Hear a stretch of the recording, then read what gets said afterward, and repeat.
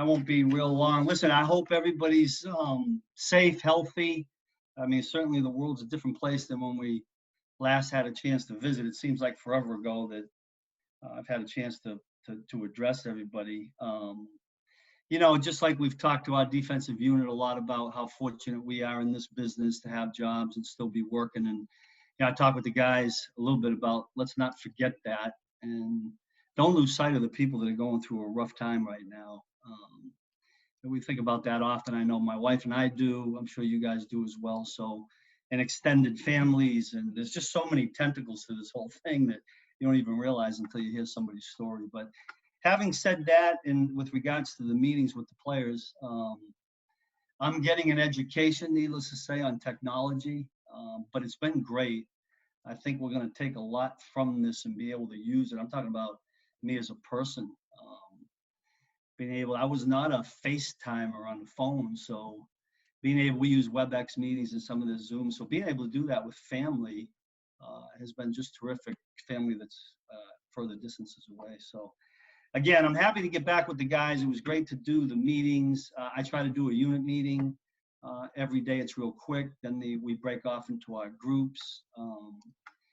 It's what is different from me is I really like being in front of a room and conversing with the players, asking questions. That's a little bit difficult in the WebEx or the Zoom world. So that I do miss, and actually getting outside and teaching the guys. I really do miss that. But hopefully we can keep our fingers crossed. We'll be back at it soon. So with that, I'll just kind of open it up. I went way longer than I wanted to, Sid. Sorry about that. Let's start with Adam Teicher. Go ahead, Adam. Hey, Steve. How you doing? I'm doing great. I'm going to make sure I get my volume on here so that – okay, good. I was just wondering about Willie Gay and what maybe he gives you that you didn't have on the team last year in his position. Well, it's interesting. Maybe I'm different in some ways with rookies, but I don't know that you know what you have until you get them here. Now look at Brett Veach and his staff did a terrific job identifying him. We're glad we have him. We're excited for what we think he can do. But until we get him out there, we won't really know. I mean, things jump off the chart with regards to speed. And he's a violent hitter, which we love. Hopefully all those things will transfer to this league. Let's go to Danny Welniak. Go ahead, Danny. Hey, Coach. Praying that you and your family are all doing well. Thank you so much for doing this. My question for you is, with the NFL allowing some training facilities to open, how much hope does that offer you guys that you might have a normal or regular kind of training camp and even preseason? Yeah. Listen, we're staying hopeful that will happen. And I know Coach Reed has talked to you guys already about his plans, and he's got all kinds of he's an organized man, so he's got us organized for whatever happens. And for right now, until they tell us differently, we're very hopeful we get to training camp. I think I've told you this before. Training camp is one of my all-time favorite things to do in this business, because you're up there, you're all together, you're in a dorm. I still like that. And it's all football, being around the guys. So we'll keep our fingers crossed and pray that we can have a normal training camp. Let's go to Sam McDowell. Go ahead, Sam. Hey, Coach. Hope everything's well. Thanks, Sam. We talked to Hitchens last week, and he mentioned that one of the first things you told the defensive group was that you feel like they can be better this year. What sort of specifically stands out to you for why you would say that? Well, first and foremost, and I think you all realize this, we need to begin the season better, in my opinion. We knew, Hitch and I talked about this yesterday, because I called him yesterday I hadn't talked to him in a while, but we knew there were going to be bumps in the road early with regards to feeling out coaches and players and what we had, what they could do, and a new system and the whole thing. And we went through some rough patches, but really because of the assistant coaches we have who just kept pounding the details and over and over and over and over, and the guys embracing it and not getting frustrated with all the walkthroughs we had and all the reps that we took. My hope is that we're past that.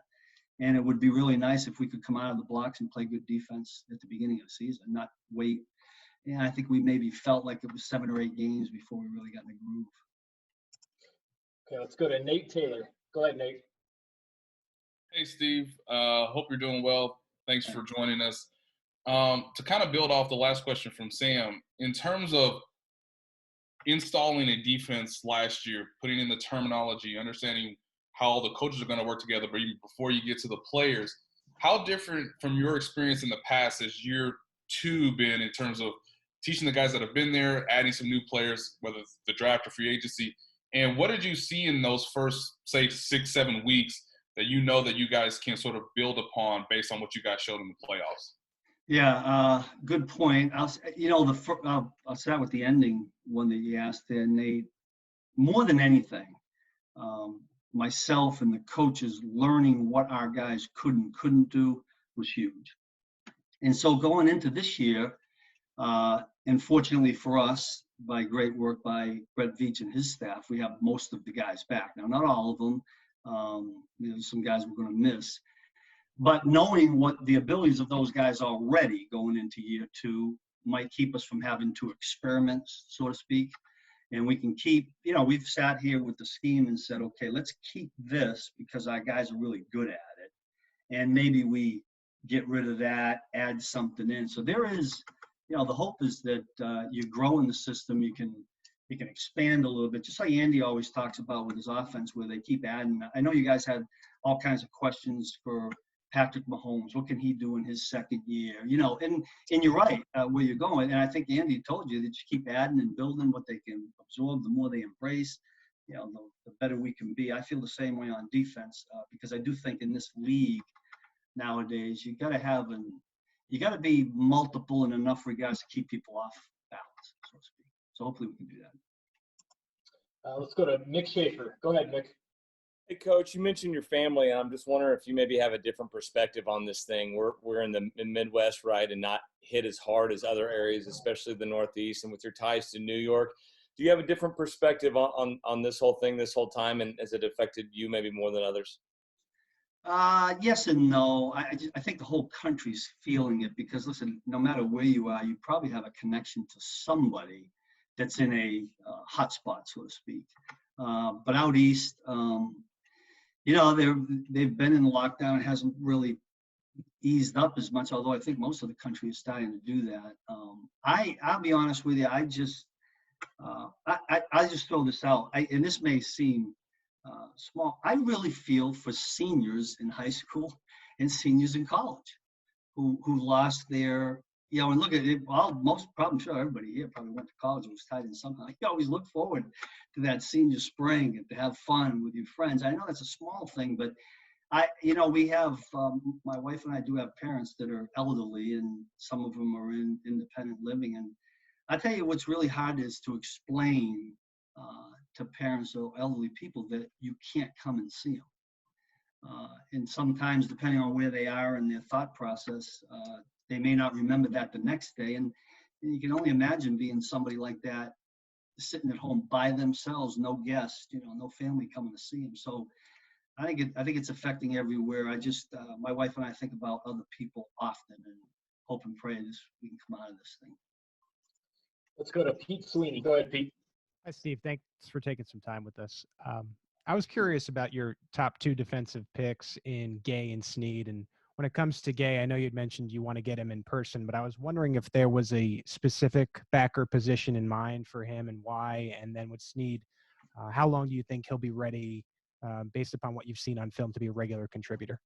Yeah, first Willie. I think we'll probably begin with Willie at one of the outside positions. We think, without knowing right away, that we're hopeful, I should say that he would replace what Reggie Ragland did for us last year. Now, again, I preface that, Pete, by saying we won't know that until we get him. I think we're a long way away from, you guys get it. I mean, they come from college into the pros, and trying to get him up to speed takes a little while. And look at, he loses, all these young guys lose out on not having these foundation of reps, whether it's mental or walkthroughs. It feels like, guys and gals, it feels like 2011 when we had the lockout when I was in St. Louis and we didn't have all those guys. Now we're way ahead of that because we have these Zoom meetings. But I think Willie Gay will begin there. Whatever else we can do with them, we'll build on that. With Jerry Snead, I was very impressed with his tape with regards to all the things that he did.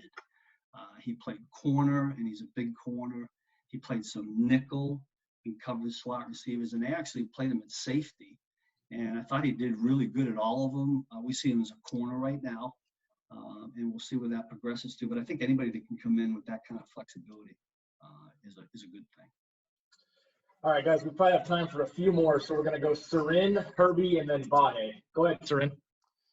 Coach, thanks for the time. Can you give us an update on what the timeline? I know a legal process has to work out, but with Bashaud Breeland, do you know what your timeline is as far as when he'll be ready and when he'll be a full participant? I do not, and I don't even know where it is game-wise and all that. But Breezy has been in the meetings with us, been very engaged, and he's done a heck of a job. So again, that's another player that we have that is a second year in the system. I'm glad we got him back. And just like you're talking about, I think we'll just let that play out. I know Coach Reed has addressed it, and I'll kind of stand on whatever he has said. But I'm just, from our regard, I'm just glad we got him back. But right now he's working through the whole process normally. Yeah, I don't know much about the whole what's going on. I'm sorry, I didn't mean process. I mean he's working, doing all the work normally with the rest of the team. Yeah. Okay. Yeah, because I don't know the rest of that, but he's been in our meetings for as much as we can do right now, which is good. I'm glad about that. Let's go to Vahe. Go ahead, Vahe. Hey, Steve.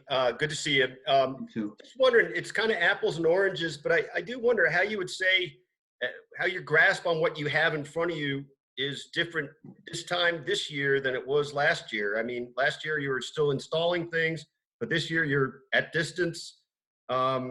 Just how would you compare and contrast that?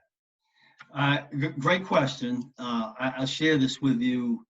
We met as a defensive staff this morning on the WebEx, and so the veterans are into their fourth week right now. They had 3, they had a week off, like Coach told you, and then we got them again. Our concern as a defensive staff is when you can only do this, I'm concerned about them getting bored. It's because it is the same system. Now look at if this was a year ago, everybody'd be glued in. It's new to everybody. But now look at it. It's human nature to say, well, I know that. I've heard Coach Spag say that 100 times. Why do I got to listen to that again? But so we're looking for creative ways to feed this to our guys and to keep them sharp in what we did and what we want to continue to do. Whether it's I get on with the coaches and listen to their group meetings, and they're finding good and creative ways. I mean, we have players that are installing defenses. We have Jeopardy games. We have all kinds of things we do to keep we're all just trying to keep each other attentive and amused in some ways in sticking with football and yet getting a lot done. But it's a little bit of a challenge in this setting to do that. I mean, just going out and walking through things is light years ahead of sitting in a meeting all day. Okay, Herbie, you want to close us out? Yeah, sure. Hey, Coach, how are you, man? All right, Herb. Hey, Taco Charlton, a former first-round draft pick, and for one reason or another, it didn't work out in Dallas, didn't work out in Miami, but how much do you see in him, and how excited are you to get him into your scheme, hopefully to see his full potential? Yeah, listen, we were really fortunate last year when we got Emmanuel Agba. And he surfaced in the system, played good football, and now he's at Miami. And Emmanuel and I have talked about this a lot. A change of scenery for him was really good. So I think the hope certainly is that maybe Taco could do the same thing. Now, we don't know that. Unfortunately, we don't have, Coach Daly and I don't have the chance to get to know him quite as well through a computer. But I've heard really good things about him, and we're hopeful. I mean, he gets thrown in the mix with everybody else, and hopefully he can find a guy on the edge that can help us going forward. But we'll find that out. We got a long way to go, I guess, before we can determine that. Well, Coach Spags, we appreciate you joining us. Hopefully we get to see you soon. Yeah, I wish everybody safe and healthy, however many days we got to go through this. Let's keep our fingers crossed, right? Appreciate you spending time with us. Thank you.